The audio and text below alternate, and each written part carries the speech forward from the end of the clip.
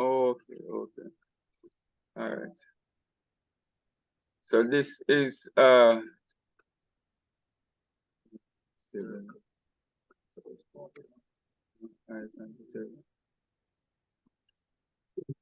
yeah, because it's stop and pass. Yeah, so sorry about that. So this is a diagram of showing you how this or the battery cycling takes place. So we have the alternator that's producing the AC voltage, and this is now stored inside the battery as direct current. All right. So now we're charging the battery. All right. This is where the battery is charged with DC volts, and then we add the load to it. So we discharge because the load takes away some of the charge, some of the current. So this is what this is the state of discharge. All right. And this is what equal. This is also discharge and equal charge of plane. Now the alternator would have to produce and send back that, and the process continues over and over.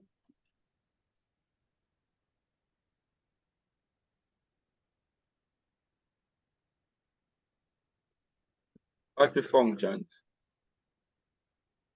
The function of the battery is to operate the starter, ignition system, fuel injection during cranking. Supply electrical power when the engine is not running. That is to maintain voltage to some system and some subsystems. Also act as a capacitor, which is a voltage stabilizer, and store energy for extended period. So these are some functions of the battery. Battery construction. Battery must be built to withstand severe conditions. One of them is severe vibration, extreme temperature, corrosive chemical, high current discharge, and also prolonged period without use.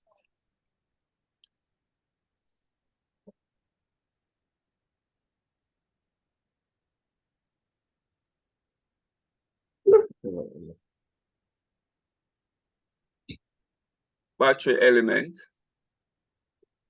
So you have battery plate, right?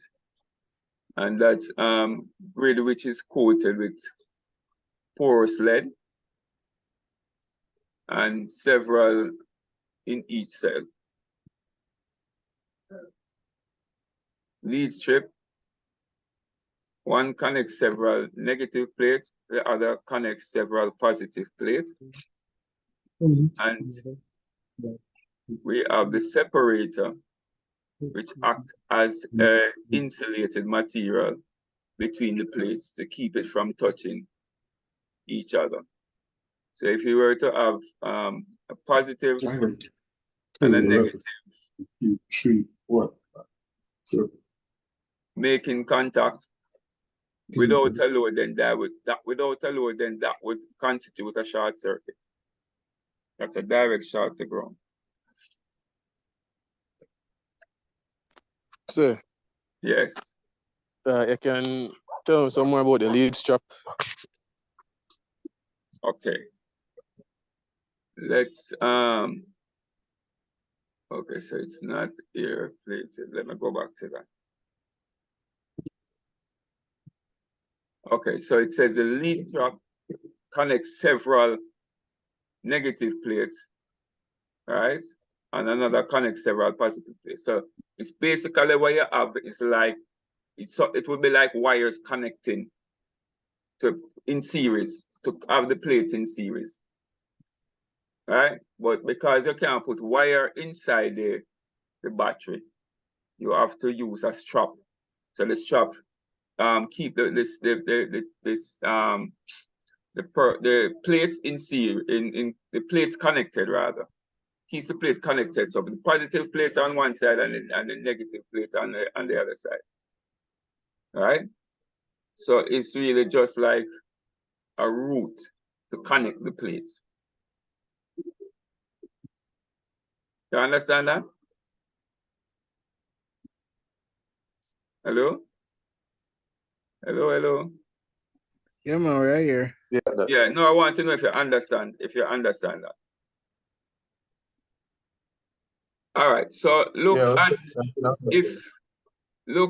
a distributor cap, right?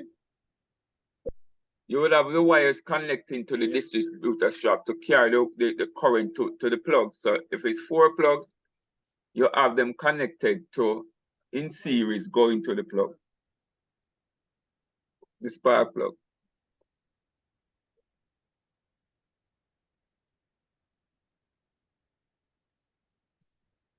Follow? Yes, sir. All right. So you have a set of lead strap for the negative plates and a set of lead strap for the positive plates. So what they really do is just join the plates together in series. All right. So if you were to add more plates, then you will get more voltage. All right. So not more voltage, but more current.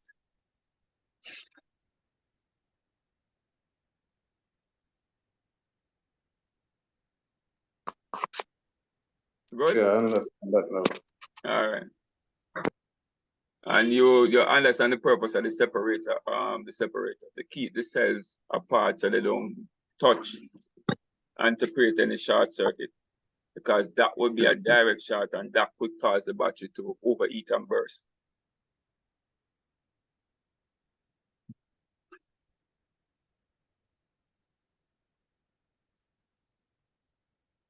Okay, so these are battery elements. So we have okay, so these, you see the separator right here, right? And then you have the grid, right? And the plate.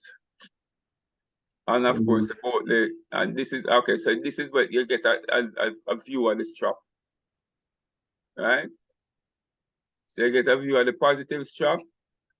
It holds all the positive plates, and the negative strap holds all the negative plates.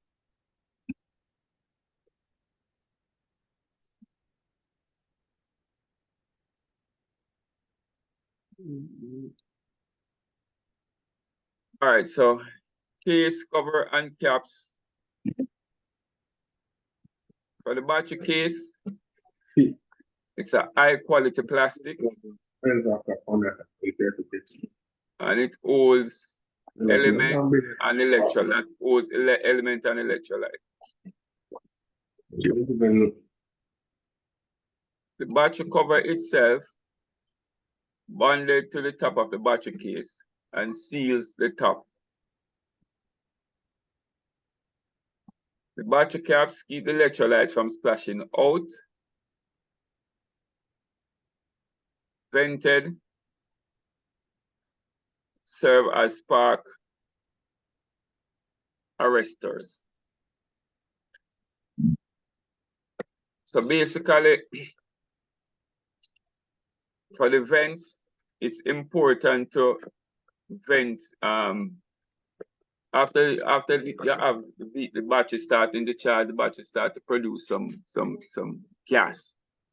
So that gas now you have to really control, just like our control temperature, we want to control that gas. If we're gonna allow it to out, we want to direct, we want to control it so it goes where we want it to go and not where it wants to go. So you will have, on some battery, you will have leads that connected to some section at the battery, top of the battery for venting, right? Some that, and you find that mostly on maintenance free batteries, while the battery that require more maintenance is the one with the vent cap, and it also has in that some vent hole in the top of the battery also. But that is really hard to control those, right? What we have to make sure we do is control the charge, control the temperature, and then we have less gas, so we are not producing a lot of gas that going out uncontrollably. And then we can understand why we move away from vented cap, from maintenance battery to non-maintenance, to maintenance. Not really move away, but we have a choice. In that a lot of the where battery location is critical to other components. Right? For instance, like some of the Nissan cars, the battery is very close to the air cleaner box. Right? So if we don't control if we cannot control the charge, we can't control the temperature. And if we cannot control the temperature, we cannot control the charge and the temperature, we cannot control what comes out. Now, that in itself sometimes bleeds over and cause damage to material. And then a lot of this gas comes back right up into the airflow sensor and damage the airflow sensor. Right? And then sometimes we don't pay close attention to our maintenance, and the air filter really don't change as fast as it should. Right, so it's important for us to make sure that the cap is sealed and make sure we control what's coming out, because even for your own protection, it's not good, because you're operating around the battery and you're inhaling, and some of that coming in contact with the eyes, right? Not directly, but through.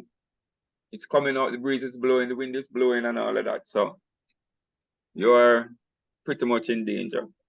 So we have to ensure that we are able to cap these and protect them and make sure so we minimize the discharge of gas in the atmosphere. Okay, so still on case covering and caps. So here is the cells inside. This is a cutaway view, right? So this is the top of the battery, and this is where you'll be able to view the electrolytes within the battery. And these are your seal caps. Some of them come with individual caps, some come with caps per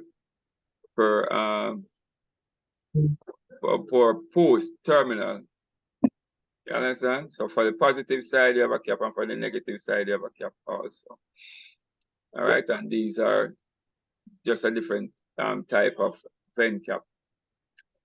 This is an eye test indicator, so you can look inside this, and it actually could tell you, give you an idea of your electrolyte condition. Right, and this is your terminal post, the battery case, and this is one method of battery hold down, which is more common to European vehicles, and yeah, well, most of European vehicles have seen this on. Right, and here is where we have our separator to divide the cell, your cell divider. Right, and these are your elements. So this is your cell compartment. So this is where you have to make sure that you have electrolyte covering the cell. And of course, there's a level that you're not supposed to pass on this, because if you overfill the battery, then you will not be able, when the chemical reaction begins to take place, then you will not be able to keep the gas out, because if you lower this, if you decreases the space within the case, and the chemical reaction begin to take place, then if it don't have anywhere to go, the expansion begin to take place, it don't have anywhere to go, then it's going to come back out through that cap rapidly. And then you will end up with the top of the battery being dirty all the time. You will end up with some corrosion. And you will end up with poor startability from the battery and other function that the battery gives as it comes to with ignition and fueling and stuff like that. So it's important that we maintain our battery well.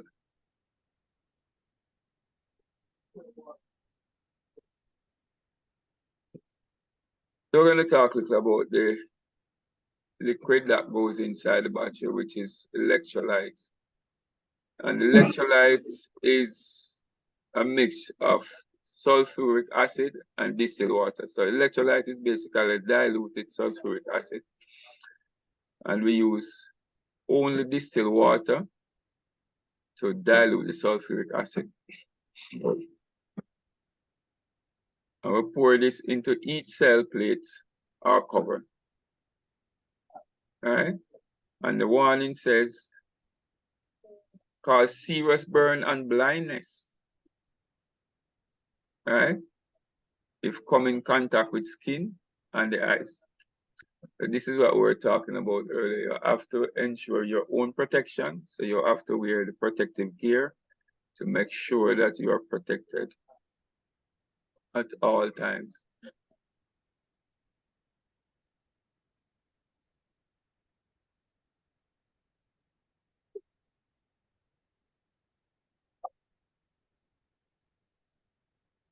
Okay, so the acid should just touch the split ring in the top of the case, right? And if you can see here, this is your split ring, and this is the cap, the vent cap that has individual vent cap.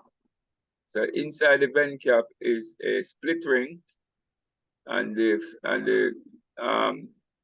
electrolyte should not exceed that. It should not be more higher than that.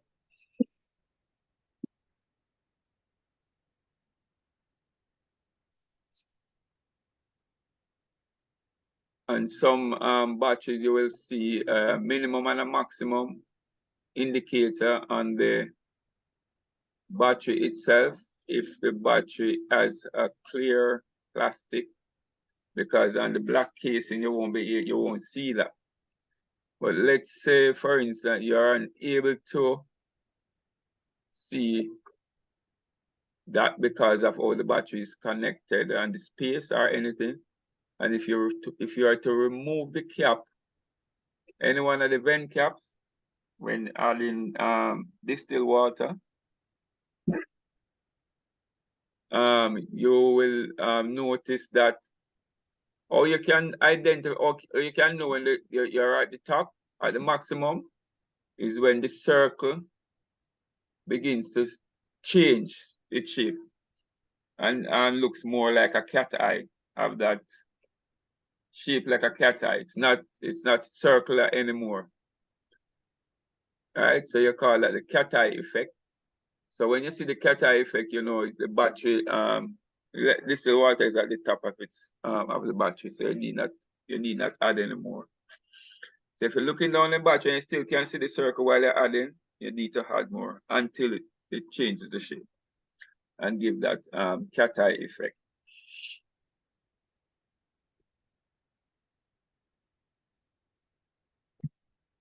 Okay, so we have a charge indicator now. This is generally for the maintenance free. That's the one that doesn't carry cap, so you still need to do some amount of maintenance to this battery, but it doesn't require the same maintenance as is the case with the other battery. I've never seen yellow before. Repeat for me, you have never seen yellow? Never.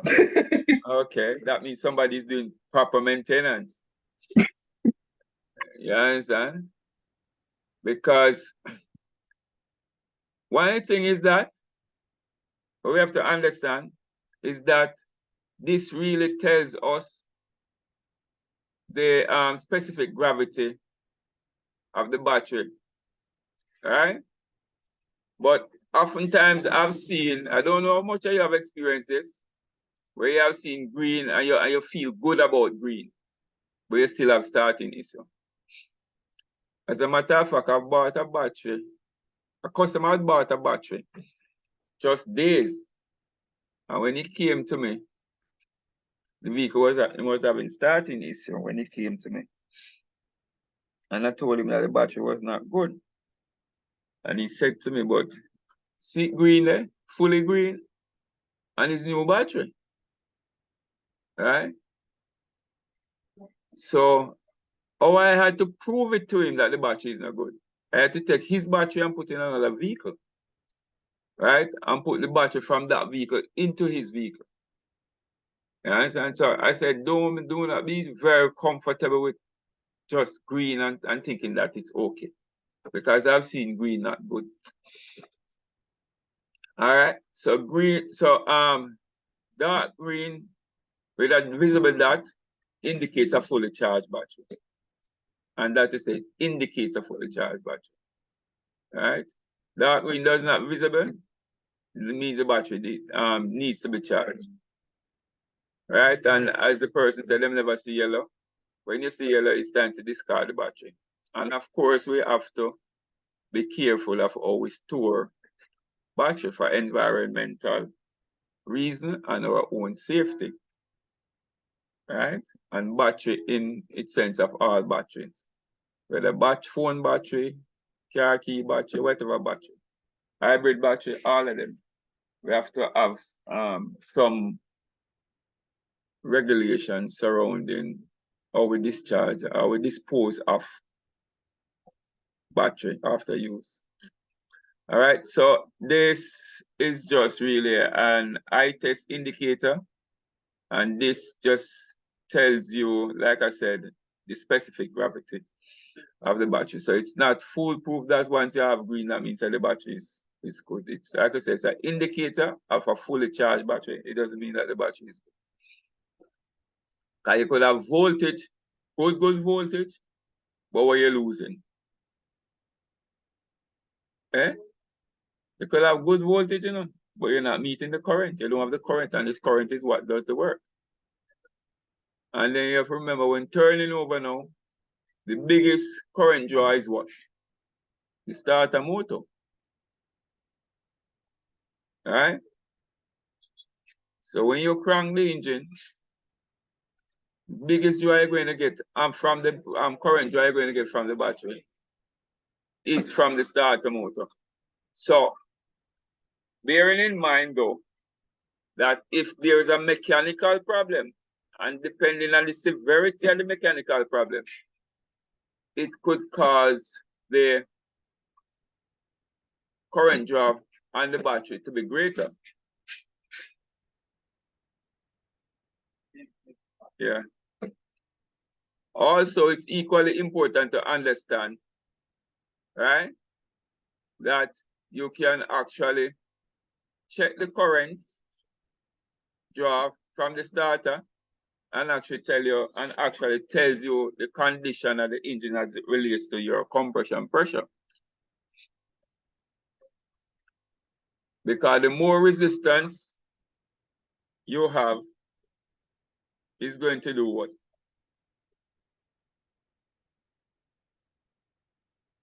The greater the resistance is the more current demand you're going to have. Remember we said resistance oppose current flow. All right? Now the resistance don't necessarily have to be an electrical resistance. It could be a mechanical resistance. So you must always factor that. All right? So never just make an assumption, just check, practice to check.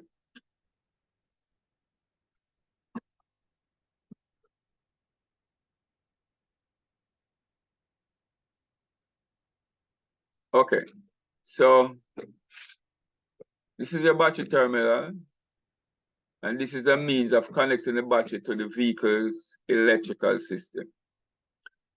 Now, there is a right and a wrong way of doing this.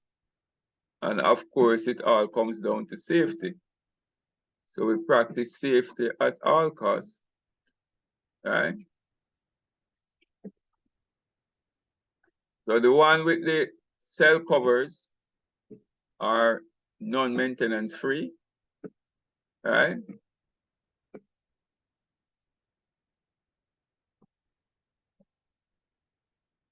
and we connect the positive terminal onto the positive battery post first, and then we secure that before we connect the negative terminal to the negative battery post.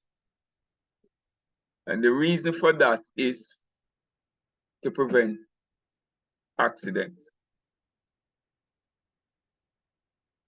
And it means that you connect the negative battery terminal to the negative battery post first, and then you begin to connect the positive terminal to the positive battery post now.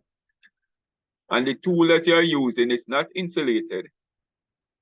And then the tool accidentally touch somewhere on the engine itself or on the body itself. That would create a short circuit, right? That could cause burn. It could damage the tool, or it could damage some other component on the vehicle itself. So we connect the positive battery terminal to positive battery post first, and then we connect the negative after. If we are disconnecting, we disconnect the negative first, and we disconnect the positive if we need to do that after. Right?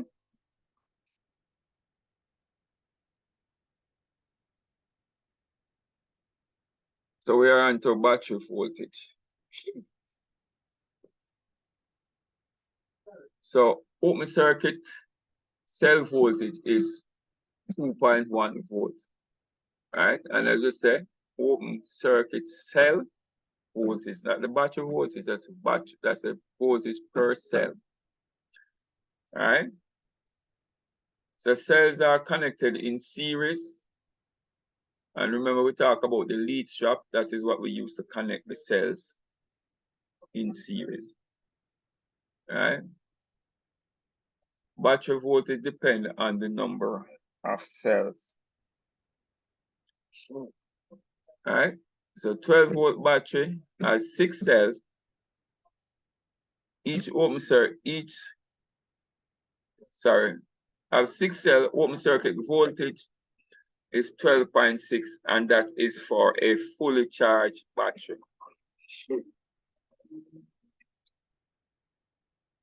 So this 12.6 volts indicates a fully charged battery and a 12 volts battery. Right? For a 6-volt battery, the open circuit voltage is, for a fully charged battery, is 6.3 volts. Now what you do is add the 2.1 per cell to the amount of cell. That's what gives you the state of charge for the fully charged battery.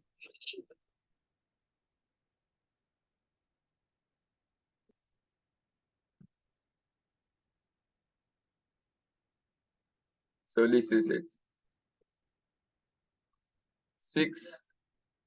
2.1 equals to 12 volts. 2.1 equals to 6 volts. Right? And that one is produced at 6 volts and at 12 volts.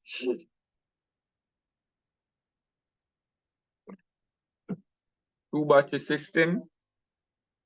So you could have 2 batteries to a vehicle, parallel and series. So for the parallel circuit, you connect negative to negative, positive to positive. Right? And you will get 12 volts. Right? 2 battery that produces 12 volts. But what? We have higher current. We have more current to do more work, to do greater work. So that is left to the amount of demand for current on the system that will require two 12-volt battery in parallel. For series connection, you connect positive to negative, right? And the two battery produce 24 volts. So basically what you do, you connect positive from the positive battery terminal to the positive battery post. And what you will have now is like a pigtail that would connect the negative to the battery, then to the positive side of the battery, then come back onto the negative to the frame. So that will give you 24 volts.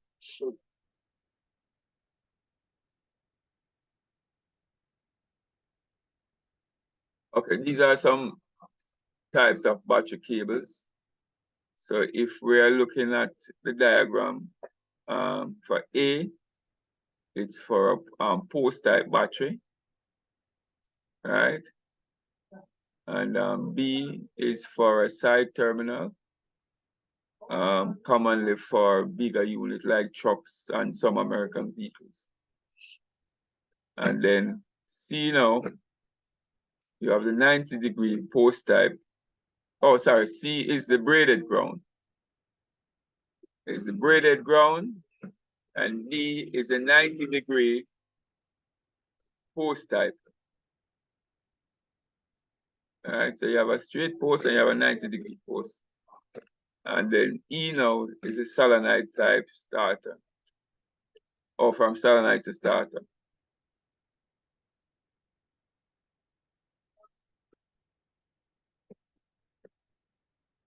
Okay, so this is the connection of the side post. All right, so negative ground, engine block, and positive connects to the system.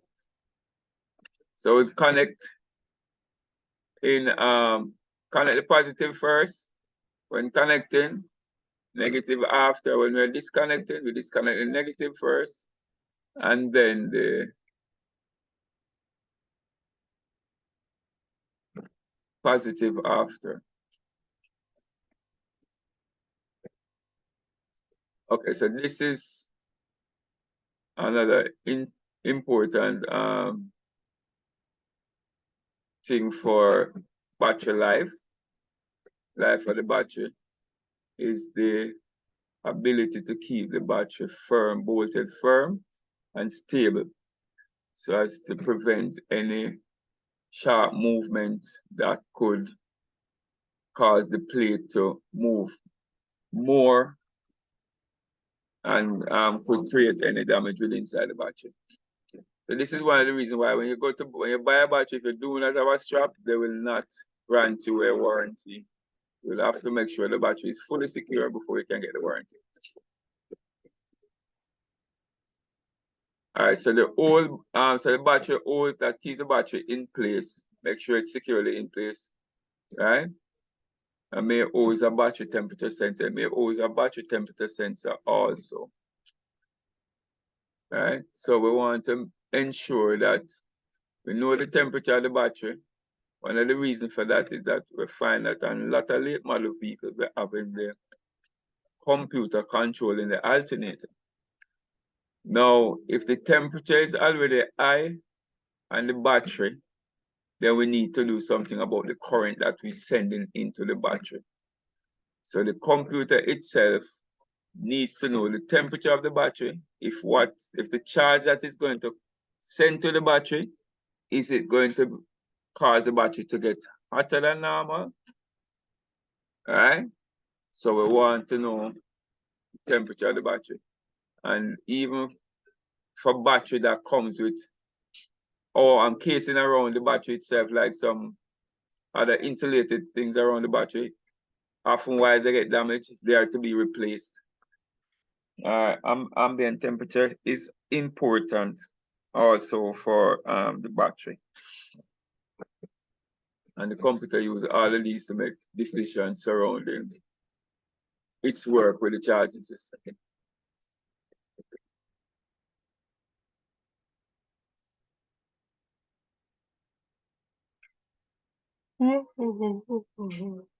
Sorry, excuse me. All right, so here are some additional battery protectors.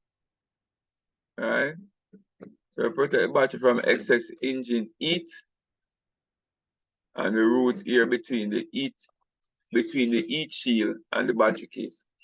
So, oh, I am sorry about that. Okay.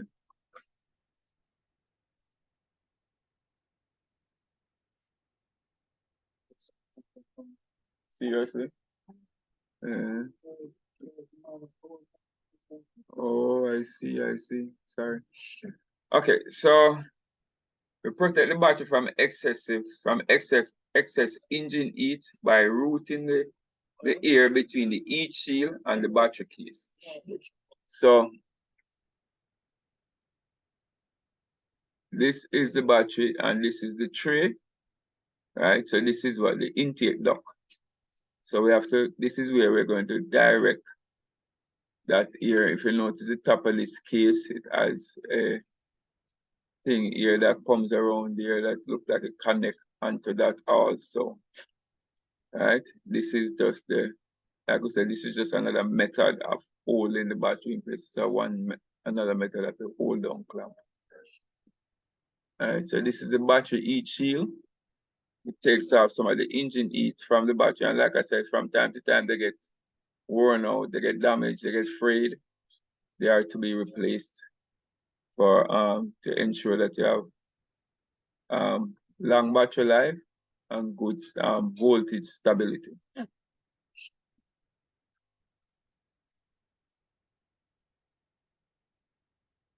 Wet and dry charge battery.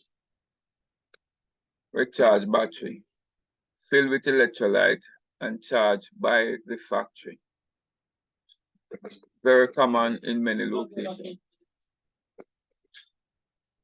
Dry charge battery contains fully charged element, does not contain electrolyte, leaves the factory in a dry state and has a long shelf life.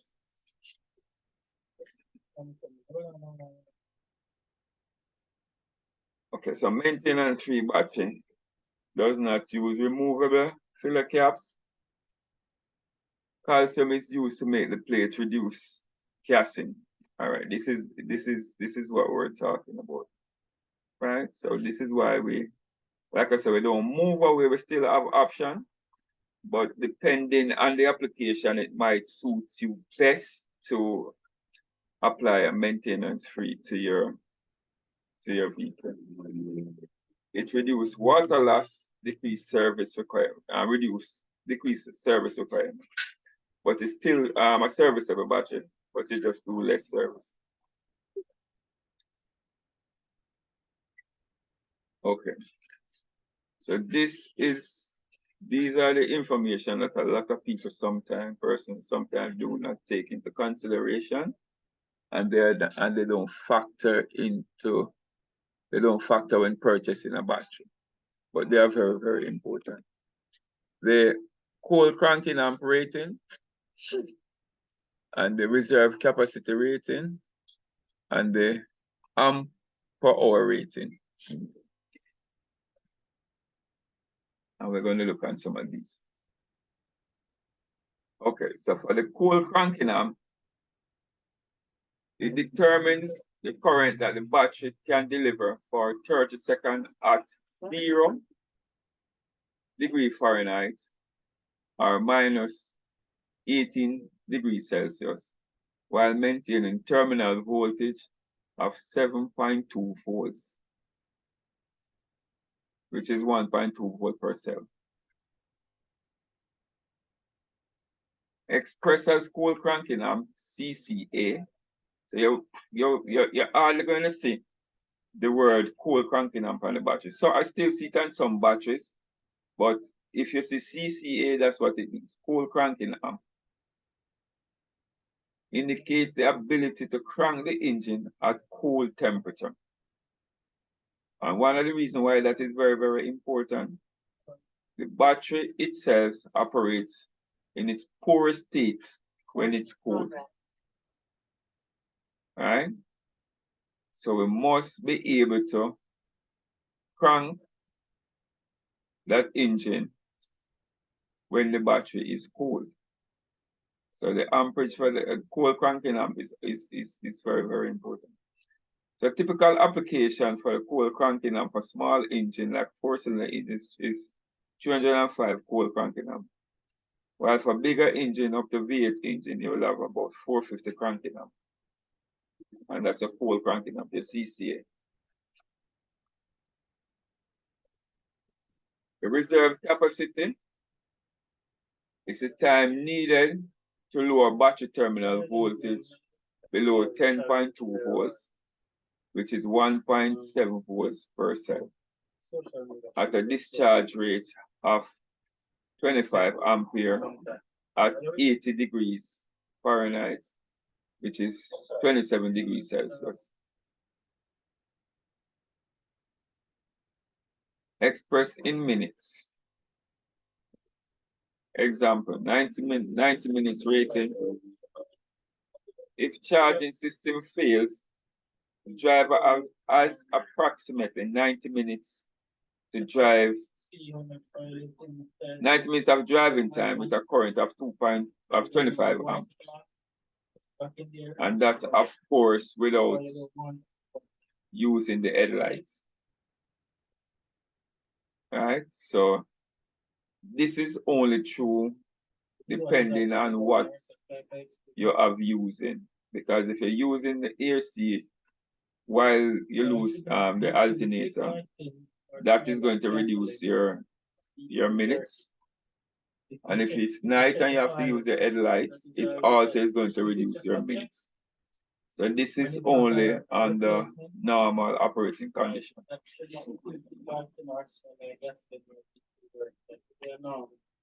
The ampere per hour rating once used to indicate battery power. Measure current that the battery could produce for 20 hours at 80 degrees Fahrenheit, which is 27 degrees Celsius, with the battery voltage at 10.5 volts. I'm going to repeat that because we have motor parts. I don't know if everybody caught that. Alright, so it measures your ampere per hour rating, measures current that the battery could produce for 20 hours at 80 degrees Fahrenheit, which is 27 degrees Celsius, with the battery voltage above 10.5 volts.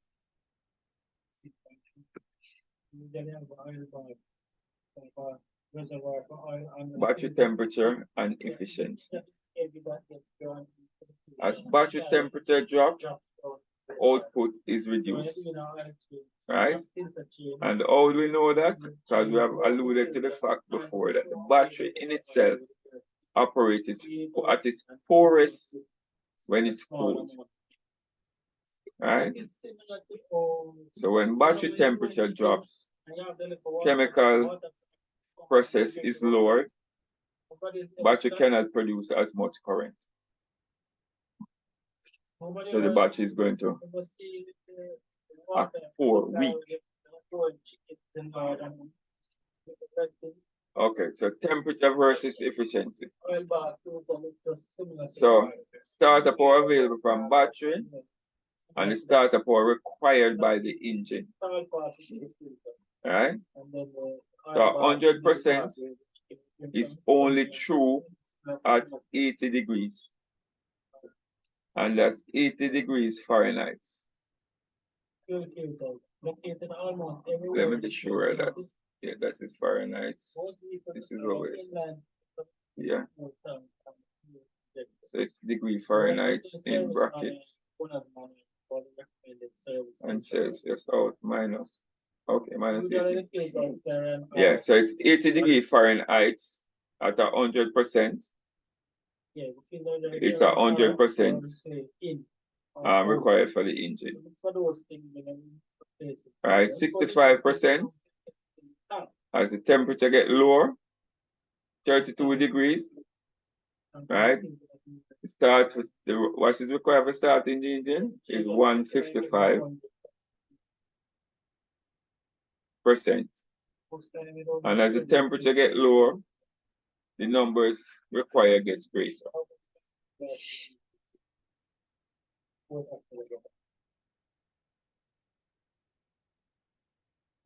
Parasitic load. Parasitic load is pretty much a current draw. Right? Current draw represents when the engine and the ignition system is shut off, turned off. Computer and clock require constant power. Right? So for the computer, the instrument panel, some radio system, those require constant power, and the constant power on that would be for your keep alive memory. So whenever the vehicle is turned off, then you have that power source that draws some amount of current, not very much, not a lot of current, but still, if left over a period, it could have a discharge, and the battery would no longer be able to start the engine. So say over prolonged people, these may discharge the battery enough to prevent starting. Yeah.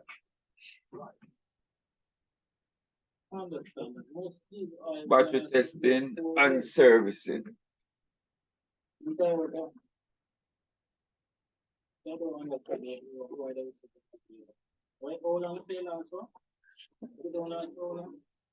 we're going to talk about battery maintenance, jump starting, battery load test, and activating dry charge batteries, and removing and replacing of battery.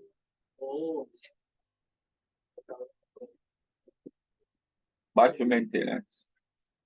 Whenever we are doing any form of maintenance, or we begin to consult any manual and we say anything in red, it means danger. So we must always pay attention to anything written or printed in red, right? And it says always, not sometimes, always wear protection and safety gloves, right? Check electrolyte level or indicator I. Clean battery terminal and connection. Clean battery top. Check battery hold-on. Battery hold-on and tray. Inspect for physical damage. One of the most interesting one is clean the battery top. And we're going to get to that in a minute because a lot of persons will ask, why do you need to clean the top of the battery? How important is that? But it's very, very important. We'll get to that later on. But does anybody know why you clean the top of the battery though?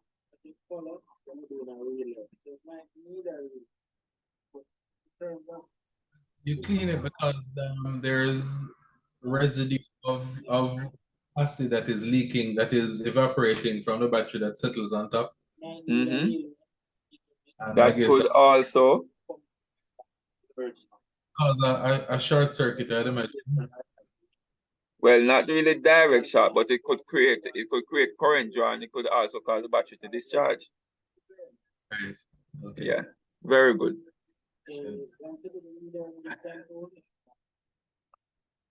All right, so a visual inspection with general, once we're doing anything at all, the first thing we want to do is look around. Anything at all, we want to look around, right? To see if we could see battery swollen, if the battery leaking, or any corrosion on the battery post and terminal, if the battery is dirty, anything at all. Must always do visual inspection, right? So what we look for, it says, we look at the top of the battery, as we said before. We look at electrolyte levels. We look for damaged case. We look for loose or dirty corrosion tray. Because the top of the battery, you could have a discharge from the top of the battery. You could also have a discharge from the lower end of the battery, right? And we look for deteriorated cable and poor electrical connection. Right, so the battery must be clean, tight, and secure. Right? And we do not use grease on the battery terminal and on the well, not on the battery, between the battery terminal and the battery post. We could use grease on the battery terminal itself after the terminal is installed, is connected to the battery post. And the purpose for that is just in case you have any gassing taking place or anything like that, would help, else with it acts as an anti-corrosive mechanism. So you know sometimes you will get anti-corrosive pad that you would normally install over the battery post before you add the battery cable, battery terminal. You could add some petroleum jelly or some white grease after you have cleaned the terminal and the post and installed it. So like I said, that would now act as a deterrent to the corrosion. All right. So battery leak test. We test for current discharge across the top of the battery. That's if the battery top of the battery is dirty. Set a voltmeter to a low volt range. All right. Use acid resistant probe. Acid resistant probe. Touch negative lead to negative terminal. Use a positive lead and probe the battery, the top of the battery. So you're going to use the battery lead to probe the top of the battery. All the way around, whether clean or dirty, all over the top of the battery. Right? And when you do that, then you should not have a voltage drop above 0 volts.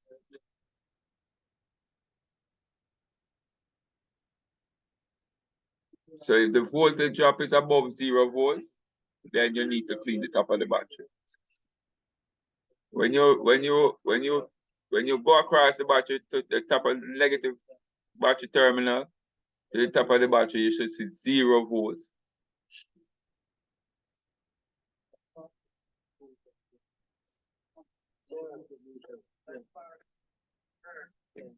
And there's the illustration. So from this diagram, you could see if the voltage has up to 1 volt, it indicates a battery leak. Right? Voltage could increase also if the top of the battery is dirty. And like we said, you have to visually inspect and make sure the tray is also clean and dry. Wash the battery with baking soda and water. Do not let debris enter filler openings. So if the battery is not a maintenance free and it's a cap battery, a battery that uses a vent cap, then you need to ensure that you don't have any debris entering into the opening.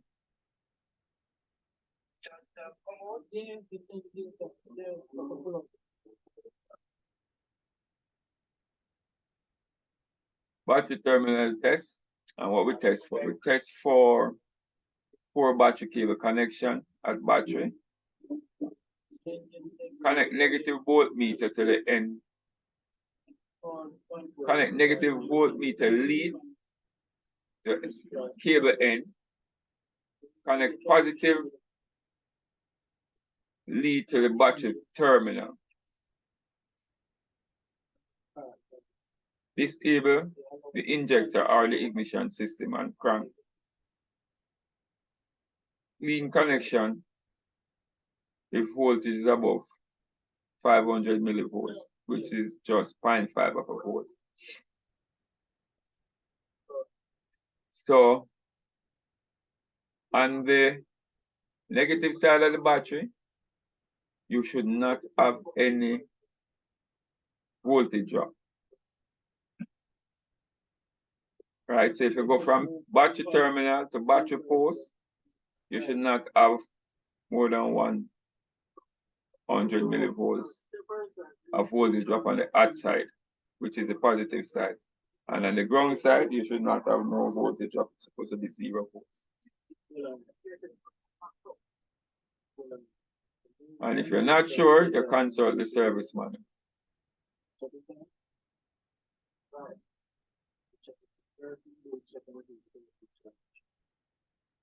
Because voltage drop will indicate what?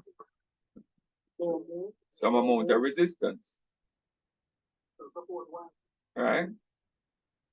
And if you have resistance to current flow, when you're starting up the engine, then you're not going to get maximum power till you start a motor.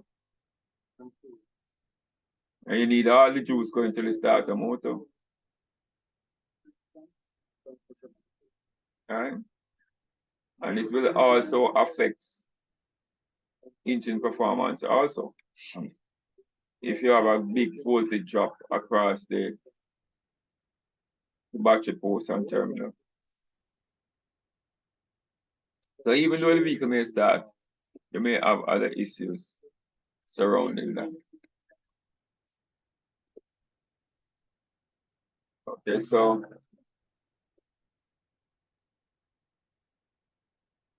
what we're doing here now is checking. So if you notice the negative terminal is negative meter lead is on the positive battery terminal, while the positive meter lead is on the battery post, it's positive battery post itself. So what you're basically doing is checking if there's any resistance between the battery post and the battery terminal.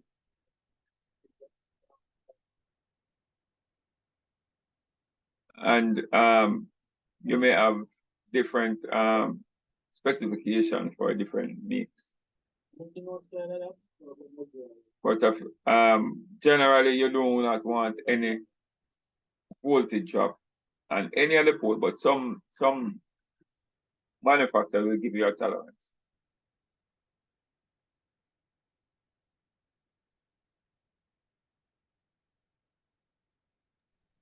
Sir, so 0.5 volts would be the allowable tolerance on most cars. No, you don't want to say no voltage Oh, drop. oh, okay, okay. Right? Because remember now, you know, voltage drop will affect your source voltage, and your source voltage is very important for load. So when you load the starter, you want all the current to flow. Right. Right? So if the voltage is low, the current is going to be low. True. Yeah. Okay. So this is a very good testing. Because oftentimes, you know, sometimes you go on the road, people have a no start, or a slow start, or a poor start. So this is one of the things now. It's a slow start, right? Different from a poor start. You have a slow start and you have a poor start. Right? So the engine will turn. That's a slow start. Right? So you want to ensure you do a voltage drop, because if you do the voltage drop and you're satisfied with the voltage drop across the battery terminal, then you can condemn the battery. No waste no time. You don't need to run no more check. You can condemn the battery after that if the voltage drop is good. But if the voltage drop is not good, if the voltage drop is high, then you need to clean the battery terminal and the battery post and run back the check again and start the car. You understand? So that's a slow start. A poor start could be a starter now. Start a motor. But in any case, you will still need to do the voltage drop. Very important that you do. So practice doing voltage drop. And sometimes when you're doing voltage drop now, you do the voltage drop from the terminal itself to the where it's connected. To whether the starter, the alternator from the outside or to the frame or the engine on the negative side. To see if there's any resistance in those battery cables. You understand?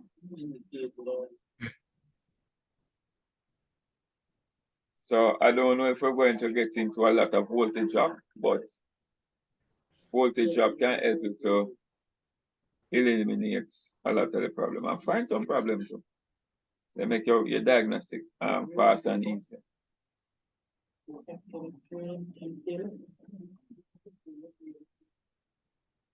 So this is where we're talking about the different cable method and removal. So I don't know if any of you guys ever seen any one of these tools. I saw one recently. Right? Yes, And I it's a have one. battery cable puller. Right? But why would we need a battery cable puller? Because you don't want to tug on the battery term, the post itself. Exactly. And you don't want to be turning and twisting because it eats the battery coast down. Right. And then it depends on the terminal, because if it's copper terminal you're using, then it's going to be harder to think. So the puller will just comes up with it easily. The leaded terminal is easier to deal with because once you begin to loosen the bolt, it begins to come back out. It starts to spread. Right. But with the copper cable, with the brass terminal, it's somewhat different. Because even though you put, it's just standing there looking at you, and you don't want to be turning it and eating down the battery post. So this is the bolt post type, right? And this is a side terminal cable. And like I said, I find these mostly on bigger trucks and a lot of American vehicles.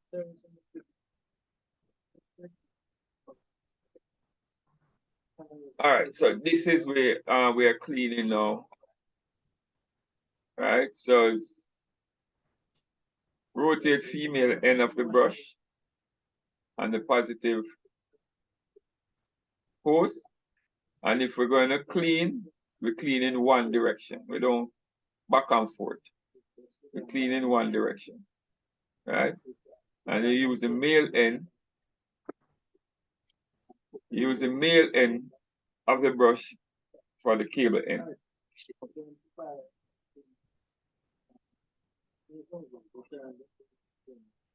If you do not have one of these cleaner, the thing to use is either steel wool or Scotch-Brite. Do not use emery and the battery terminal and the post. It eats it out.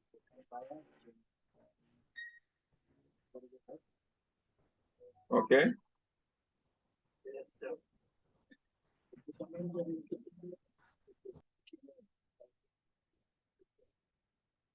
So this is what we're talking about now. Connecting the battery cable.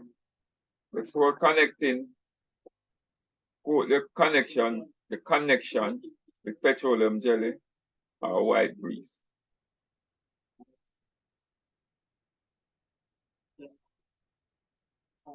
But if you notice, this is not on the post, it's on the terminal. Right? Like we were talking before, it's for anti-corrosion. So if you add anything between the terminal and the post, what you are essentially doing is adding resistance, which in turn will create voltage drop. So like I said before, the battery terminal and the battery post must be clean, tight, and secure.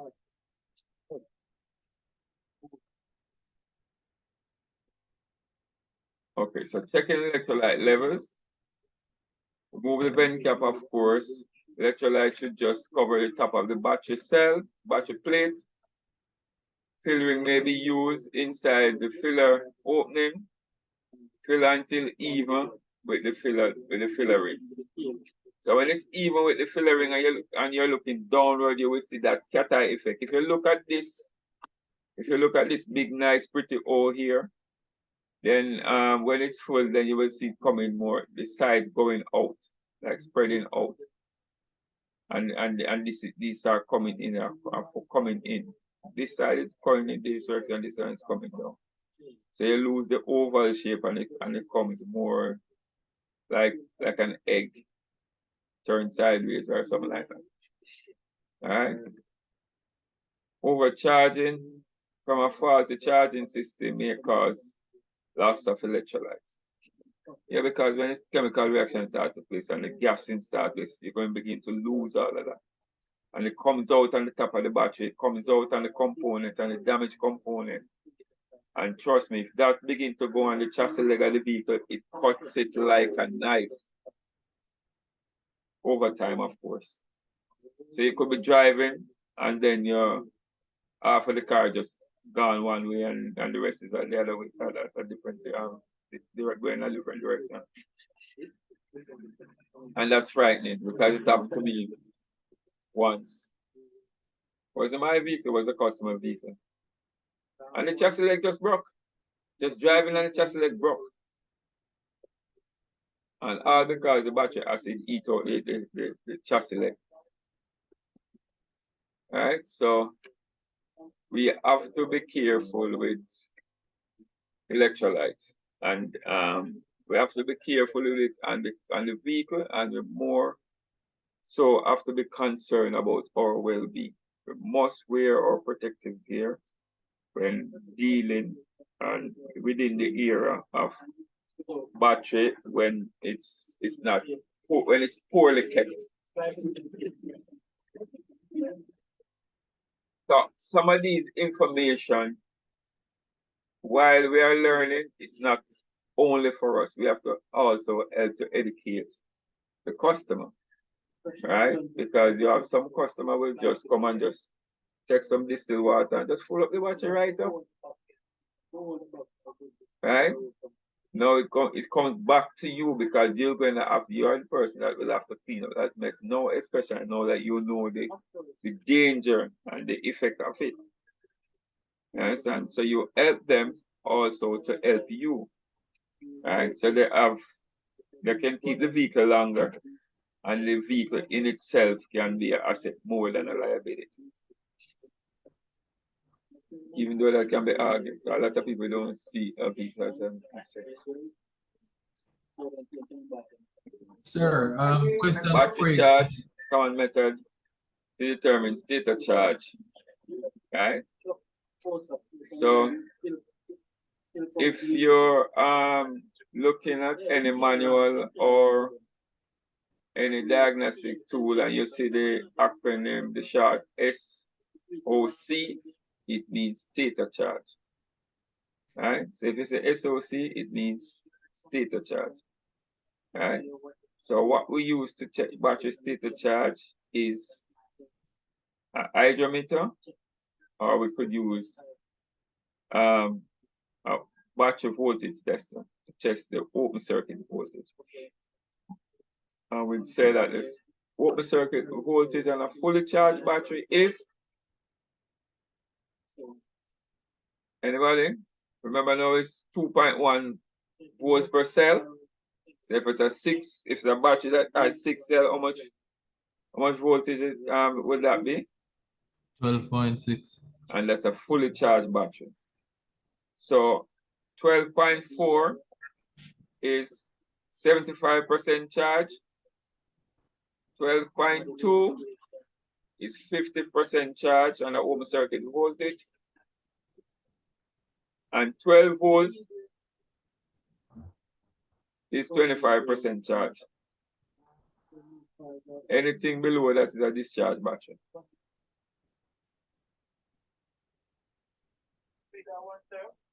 Okay? A question about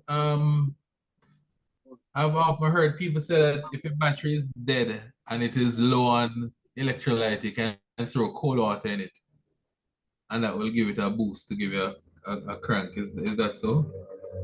I do not know about that. If we are going to agree that it's a fact that the battery operates in its poorest stage when it's cold, Cold, right? and we are going to add cold liquid to it, that would, to me, that would just compound the situation. I was thinking that's a It just don't make no sense. yeah, You understand? right. Yeah, so if the battery is overheating and you want to bring the temperature down, I could understand. Right. You understand? So if you're going to run a test, then you need to have adequate information. All right, the battery not working. Do it at its best. Why is it not working? Is it a temperature too high? Is it a temperature too low? You understand? So we must factor this because the state of charge is only true if the temperature is true. Right. All right? True. All right, so the hydrometer check measures the specific gravity, which is the SG. It compares the weight of electrolyte to water. Water has a specific gravity of 1.0, and electrolytes of a fully charged battery is more dense with a specific gravity of 1.265 to 1.299. And if you look on the chart, this is only true if the battery temperature is at 80 degrees Fahrenheit. It's not here, but I think that is how it is on the, if you're looking at the hydrometer, that's how it would look on the chart. As a battery becomes discharged, electrolyte has a higher percentage of water and a lower percentage of specific and a lower specific gravity. So that's how you use the hydrometer to know the battery state of charge.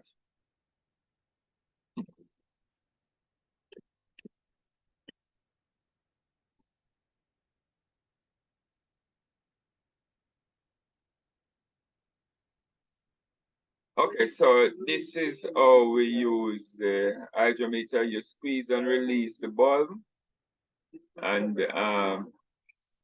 you get the specific gravity. So it reads the specific gravity by site number at electrolyte levels. And it's advisable when you comes up with the hydrometer, try to avoid dipping as much as possible. If you have to use a shop rod or shop cloth, you make sure you have one close by.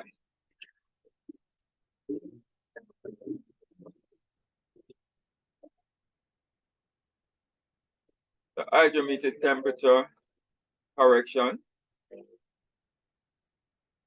Hydrometer is calibrated at one temperature. Above 80 degrees Fahrenheit or 27 degrees Celsius, add 0.004 for each 10 degrees Fahrenheit or 6 degrees Celsius. So what this is saying, if you go up to 90 degrees Fahrenheit, you need to add 0.004. And if it goes below, you need to subtract the same amount. So if it comes down by 70, you need to subtract by the same. This is why we're saying that the specific gravity is only true at 80 degrees Fahrenheit, which is 27 degrees Celsius.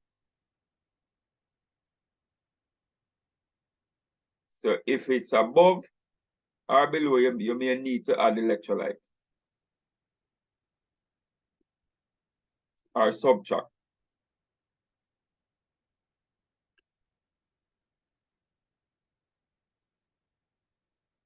And this is the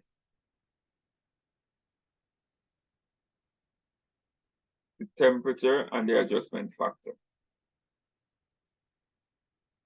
All right, so it says example 1, hydrometer reading at 1.26, electrolyte temperature is at 20 degrees Fahrenheit. It is minus 6.5 degrees Celsius. Subtract specific gravity of minus 0.024. Corrected specific gravity is 1.236. And in example 2, it says hydrometer reading of 1.225, electrolyte at 100 degrees Fahrenheit, which is 37.5 degrees Celsius. We add specific gravity of 0.008. And the corrected specific gravity is 1.233.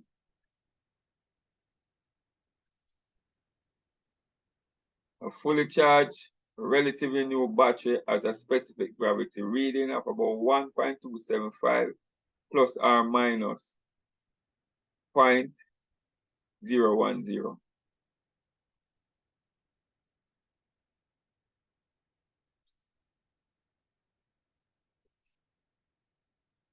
Hydrometer readings, specific gravity should be at least 1.265. And I hope we can remember some of these numbers. Probably a lot of us might never in our lifetime get the opportunity to use a hydrometer because of where we are today. But it's good to remember these numbers for other reasons. You understand? So if you're going to do exams or stuff like that, right? And also benefit you if you can understand the ratio between the water and the electrolyte. Lower reading indicate low charge or defective battery. Test all cells. So if it comes to you, don't just test one cell, you test all cells. And if you have to retest, you retest. Right? Maximum variation between cells should be 0.025 to 0.050. So these numbers are very, very important. A long time I didn't say I didn't remember these numbers. I don't. Battery voltage test. Use and maintenance fee. Battery connect have voltmeter across the battery terminal. Turn on headlights for light load and read the meter. Fully charged battery has a voltage of 12.6. So anything above 12.6 would be a surface charge, and that's produced from the alternator. So what you generally do is put the headlights on to get to the surface charge. And I think you could put it, well, different it left to the what's added to the vehicle and manufacturer. They give you a different recommendation for the amount of time that you keep the headlights on for.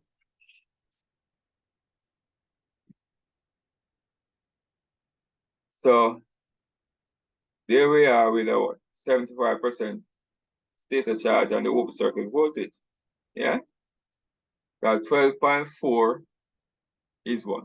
75% charge. Ain't it? And if the meter read 12 volts, what it means in terms of open circuit voltage stator charge? It means that you only have 25% of charge. Right? So those are numbers to have in the back of your head to remember, keep remembering.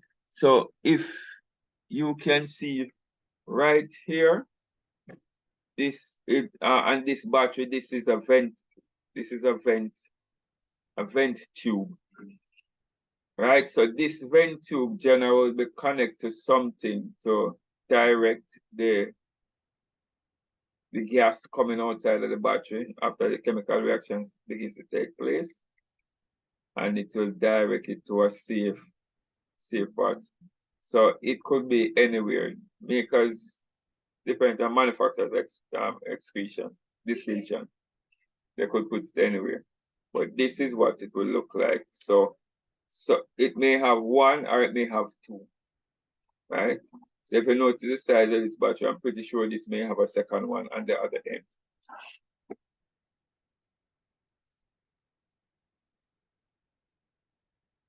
Okay, battery voltage versus specific gravity.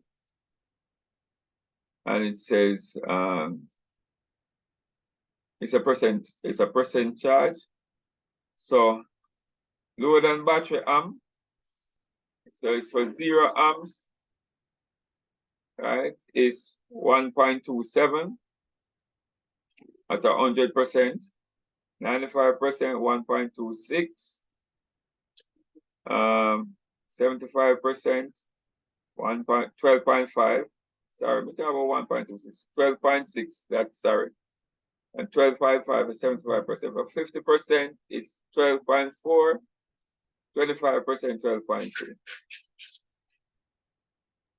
Right? And for 5 amps, it's 12.5 for 100%. 95% is 12.4. 75% is 12.3, and so forth. This is a lot to remember all at once. But this range in which most vehicle battery normally operates customer service at 1.180 and below. Starting will be unreliable, and function of other circuits may be erratic. So one of the primary concern, one of the big things that will pretty much indicate to you most of the time if you're not aware that you have a battery issue, you could be driving along and you could be listening to music of your choice, and then the radio start goes in and out, and then you might get to take a peek on your instrument panel and you notice the lights on the instrument panel also begins to flicker. Right? It depends on the road of travel. You may also find that you're losing some amount of power. The engine begins to perform poorly. Right? So there are indicators, but like I said, sometimes you're on the road and your mind is elsewhere, a lot of places. But there are a lot of things that are there to draw your attention to battery connection and poor battery. And a poor battery.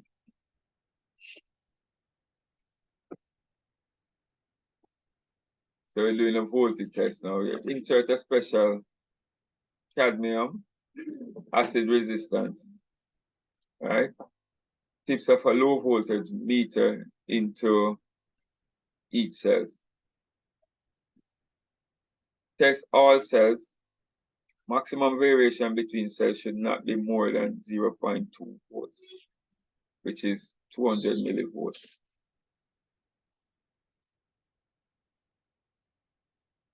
Battery drain, all right, which is a draw and is a current draw, which is also termed as a parasitic load or parasitic draw. Test for normal current draw with ignition off. So if you're going to take for normal current draw, you want to make sure that the ignition is off, all doors are closed, wood lights are off, whatever you do to keep the wood lights off. If you're working under the hood, you're going to need the hood to be open. So what you could do is find a way to have the hood closed so the light will turn off. Trunk the same. And some vehicle you will have power source in the trunk, so you'll have to close that to get the trunk light off. And then some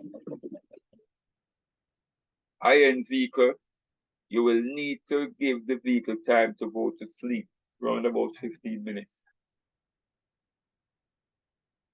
Sorry. Okay, so what actually happened basically when you turn the ignition off, because the amount of modules within the system, you will have, and communication, you will have modules talking to each other the same, right? It's just like if you have your laptop open, right? And you leave the laptop there and not paying attention, after a while it goes to sleep. So because you have communication still taking place, you have modules talking to different modules. So it takes a while for them to say, well, I'm tired, I want to go sleep. It's not? So you will have to, and some system, you will have to allow time for sleeping. And like I said, now, different manufacturer will give you different time, right? So when it goes to sleep, that's when you know, so all power is gone. So now you can begin to look for your current draw if there's any, all right? So it says remove battery cable and connect a amp meter in series within the circuit. So the amp meter now becomes a part of the circuit. So you can see what is flowing from one part through the amp meter to the other part. All right? Disable all light clocks and clock circuits. Compare amp meter reading to specification. So the maker will give you a tolerance of how much milliamp is acceptable and how much isn't. Right? If reading is high, isolate problems by pulling one fuse at a time. Right? So what you will do now is pull a fuse and you look on the ammeter and you look at it for a little while and see if the amperage begins to fluctuate and the rate of fluctuation. And there we are, good quality meter. Fluke 88, that's the boss. All right, so typical maximum a typical maximum 10 milliamp meter is what we use. So of course the meter is fused.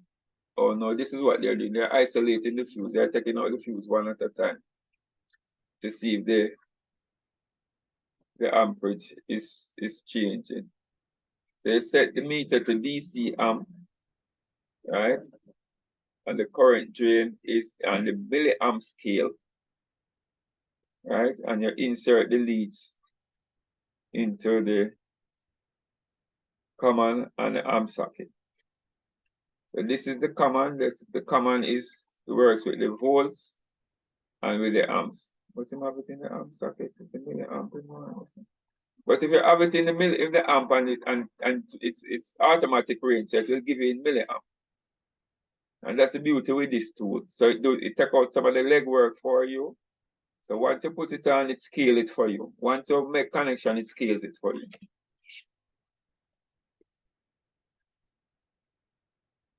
And here we are with a massive battery charger. Those from the old days. So force current back into the battery. So we restore the charge in the battery and the battery plates. And we change 120 volts AC to 12 to 15, 14 to 15 volts DC. And of course, we have to do that with time because we must be able to control the temperature of that battery also. All right, so for slow charge, often called trickle charge, which more likely has to do with 24 hours or more, right? Feed a small amount of current into the battery, best for long-term battery service. Typically, slow charge is about 12 hours at 10 amps. So you need to put the charger on that 10 amp scale. Yeah, please.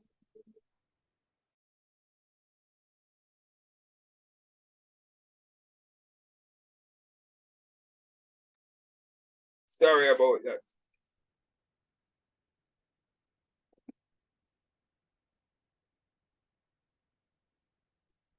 Okay, so this is a slow charge with several batteries may be connected. So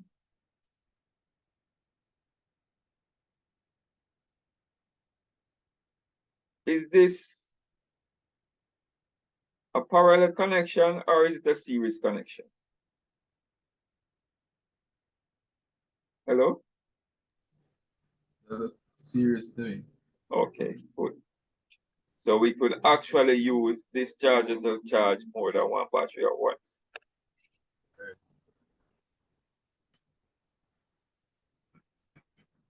So with a series connection, we have this voltage is constant, but we have increase in current, right?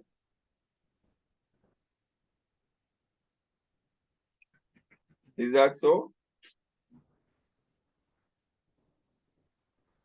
Yes, because of resistance. No, that's parallel connection. Oh. So parallel connection, the voltage is constant, but the currents increase. Current flow increase. So with a series connection, voltage increase and current increase.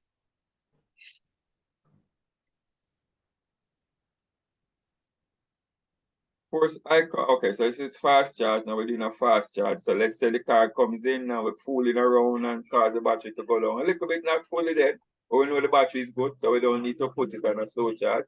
So we do a fast charge now. And this is high current flow into the battery, and it allows the engine to start from a low battery for a few minutes. From a low battery for a few minutes. And of course, we must watch for temperature changes as the battery charge and the battery charge rate. Right? Because if we have too much amperage on it and the battery overheats, it could damage the battery.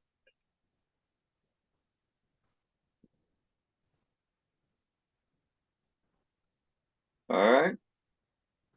Charging a battery, make sure charger is off before connecting to prevent arcing. All right. So you make sure the charger is off. You do your connection, then you turn on the charger. Yeah. Make sure the charger is connected in the proper polarity before you turn it on also. And when you're connecting battery to anything, make sure the polarity is correct. One thing is an easy mistake that could cost you a lot. Right? Because you could be so flustered and you're not paying attention, you just put in the battery and you just connect two terminals. But you're not checking. But that could be a costly mistake and a mistake that you don't want to make. So when we have to practice some things, right? And one thing is that when we have to do certain type of job, we try to make sure that we are focused and we are ready for the job. If we're not ready for the job, we don't take on the job. So if you have something that's doing that's bothering you, make this job stay for a while. Focus on what's bothering you. When you leave that one that's bothering you, come into this job, make sure you leave everything over there. So don't carry nothing over here. Or you're going to end up in a problem. Right? Like for me, if we're going to have the vehicle, put on the wheel on the vehicle, and we're not going to tighten the wheel same time we don't jack the vehicle down. The minute the wheel touch ground, the wheel must tighten. No matter what else happening, your phone ringing, nothing else. Once the wheel touch ground, wheel tighten. And if you practice that, you don't have a problem with wheel and dropping off a road. That's all. Eh? Hello? Don't tell me you're gonna sleep, man. Seeing myself. Yeah, when we go while I was tired, we work all day. But if we practice something and it becomes part of it, then we become safer. You understand? Because you're going to remember, say, boy, I'm going to have to do something and I can't tighten this wheel now. So let's not drag the vehicle down. So when I jack the vehicle down, I know I'm going to tighten the wheel. So I'm going to prevent myself from having anything. All right, so positively to positive terminal, negatively to negative terminal. Maximum charge rate is 35 amps. Maximum battery temperature is 125 degrees Fahrenheit, which is 52 degrees Celsius. So we must pay attention. And if we're doing fast charge, we must monitor, have somebody, one of our downline monitoring and paying attention to the temperature. We can't just have it on fast charge and go and do something else and not paying attention to it. All right. Okay, so this is the famous side terminal battery, right? And this one has a charging adapter tool attached to the terminal.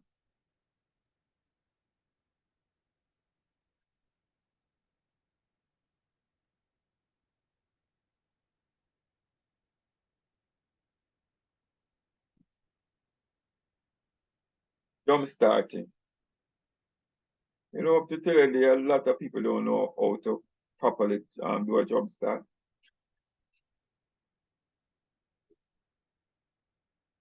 Connecting a vehicle with a good battery to one with a low battery. Connect positive terminal together with red jumper cable. Connect black jumper cable to good ground on each vehicle. After starting, remove black cable first and avoid arcing near the battery. Something seems to be missing here. Let me go back through this. It says connecting a vehicle with a good battery to one with a low battery. That's what we're going to do the jump start. It says connect a positive terminal together with red jumper cable. Then connect black jumper cable to a good ground on each vehicle. So basically what this is saying, do not put the negative battery terminal on any of the negative battery posts. You're only to use it at chassis ground. After starting, remove the black cable first, right? To avoid arcing near the battery.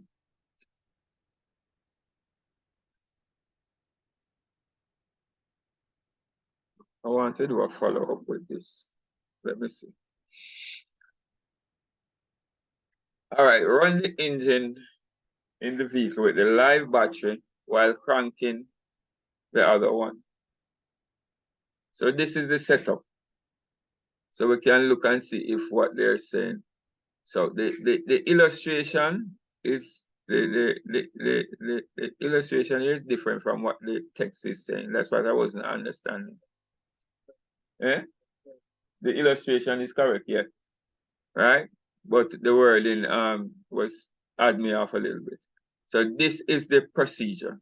This is the correct procedure, right? So the vehicle that is live, you use the positive jumper cable to the positive terminal and the negative of the battery, and the negative jumper cable to the negative battery terminal of the live vehicle. The vehicle that is dead with the dead battery, not the vehicle dead, with the dead battery, you connect the positive jumper cable to the positive side of the positive battery terminal and the negative battery cable to a chassis ground. So I hope for those who can screenshot will take this opportunity to do so. I am going to do this myself. I had some different images of it, but I like this one. So we must practice to collect information widely. And not because you have already don't feel that you might be missing something from one. So we just always collect information. And so knowledge is power. Okay, moving on. jumper cable connection, connect negative jumper, connect negative jumper to chassis ground and avoid arc and explosion. All right, we have gone through that.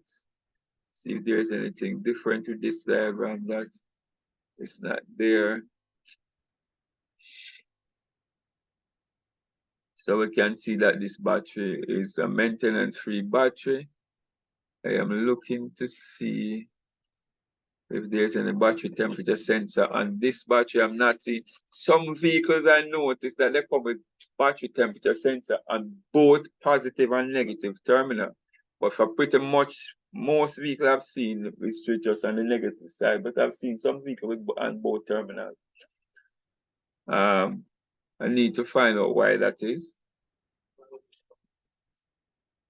Okay, so we need a battery temperature sensor to let us know the temperature of the battery. One of the primary concerns is that when we charge, we want to know that we are within temperature while we're charging. Now, the battery temperature sensor is, the computer uses that information to decide how much charge to charge while the temperature is where it's at is, where it is at is. You understand? So if the temperature is high, then I can put high charge. Remember the battery, the computer control the field current, it control the state of charge. So we want to know that temperature, right? Because if we can't control the temperature, but we need to charge the battery, then the computer, will have to educate the driver that something is wrong with the charging system. It will set a code for it. It will set a code for the charging system. You understand? Because the computer could cut off the charge and then the battery stop charge.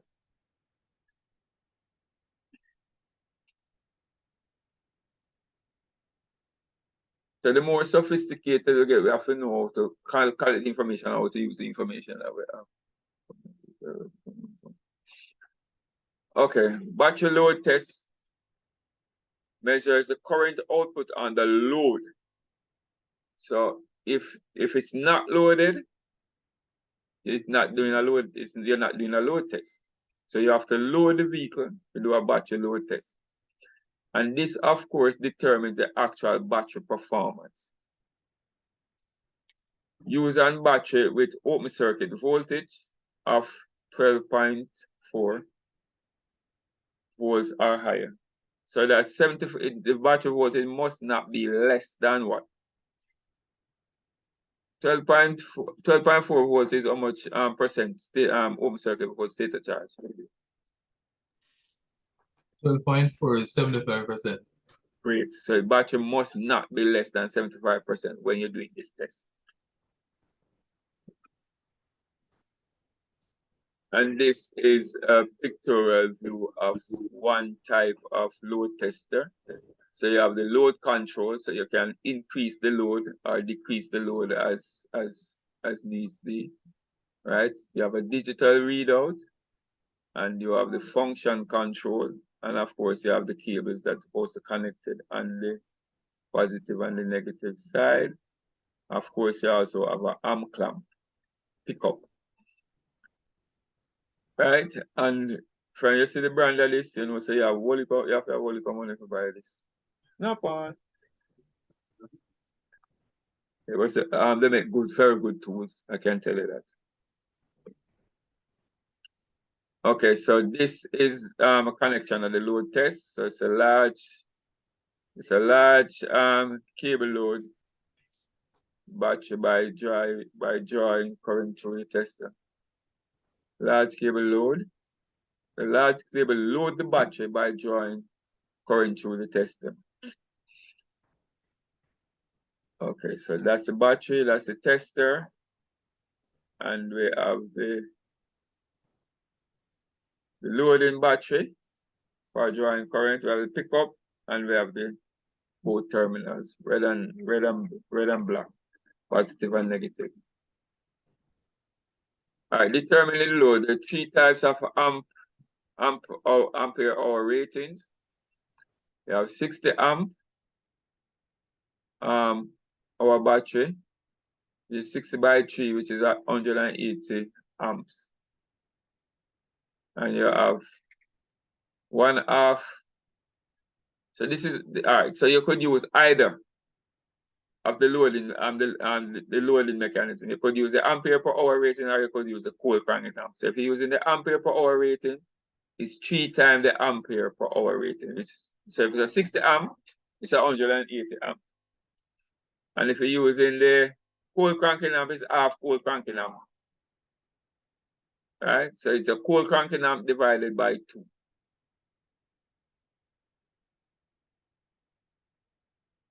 Yeah, that's for the load you're putting on the battery. Because the load is going to add to the temperature, so we must control the temperature at all costs. And of course, this is a chart for loading. So you have battery rating, you have the CCA, which is a cold cranking amp, it's a cold cranking current, and you have the ampere per hour. Of course, you have the watt, and you have the loaded amp, the load test amp. Right? So for cold cranking amp 200, cold cranking amp is 35 to 40 ampere per hour at a wattage of 1,800 and load test amp of 100. Until on.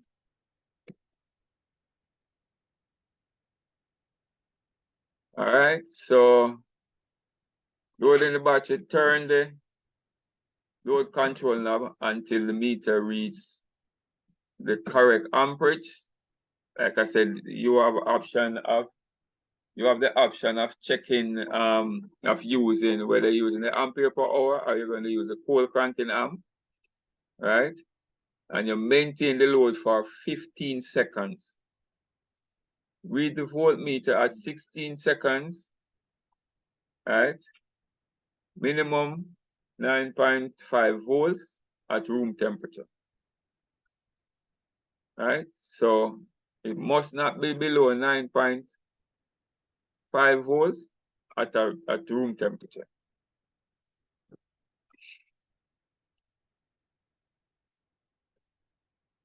Of course, now you're going to have to look for the results.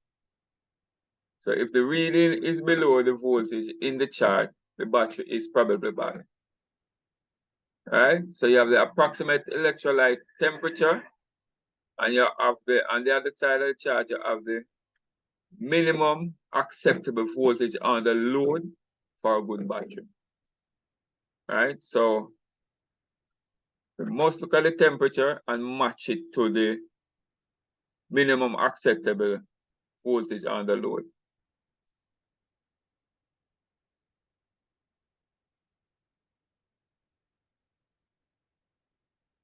Okay.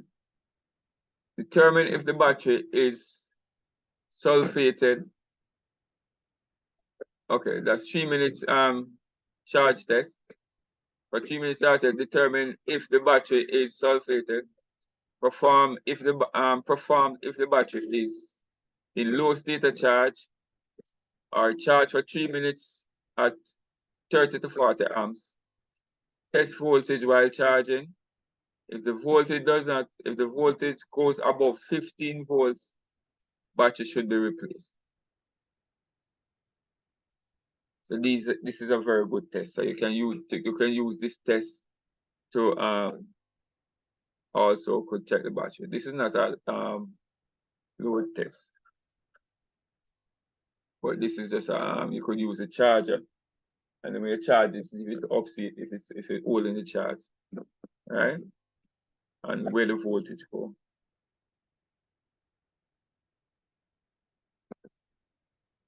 And this is a typical battery charger. This looks like this one on the right here looks like this. Oh no, it's like a voltmeter. So you check the volts while charging. So this is the charger, and this is the voltmeter. This is an analog voltmeter from the olden days.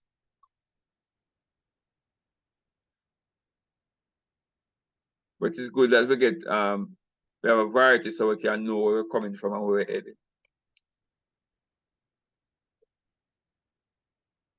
We're gonna pick up at the next class. We're gonna pick up right here that you're seeing on the screen. We're gonna pick up from there, and we'll go straight into charging from there.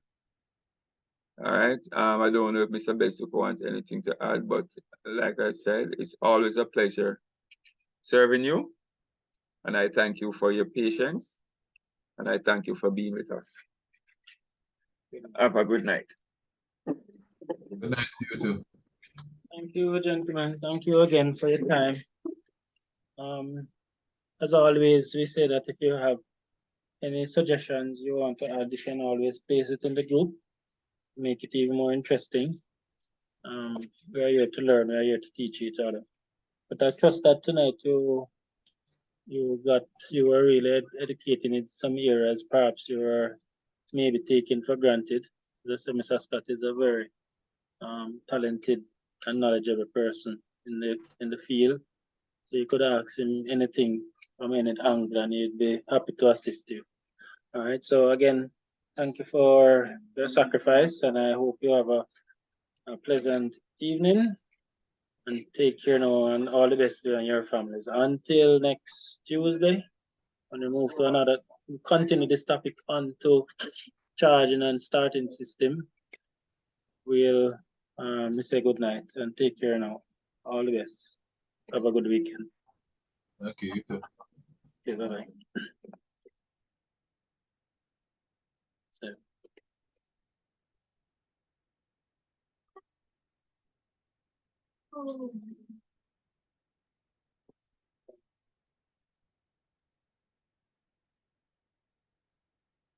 I get weird over today. Okay.